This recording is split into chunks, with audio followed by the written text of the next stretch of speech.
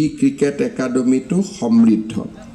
Football একাডেমিত 2খনকৈ football ground, 60খন বিচনাযুক্ত হোষ্টেল, ফুটবল পেভিলিয়ন আৰু ভৱিষ্যতে ইনডোৰ গেমছৰ বাবেও ইয়াত এটা মাষ্টাৰ প্লেনত সন্নিৱিষ্ট কৰি ৰখা হৈছে।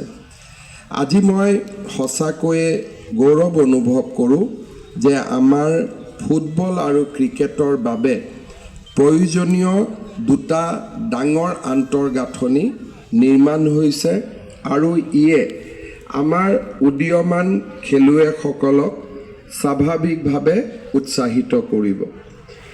গুৱাহাটী মহানগৰী আৰু অসমত এসময়ত ক্ৰীড়াৰ ইনফ্ৰাষ্ট্ৰাকচাৰ, স্পৰ্টছ ইনফ্ৰাষ্ট্ৰাকচাৰ একেবাৰে লিমিটেড আছিল।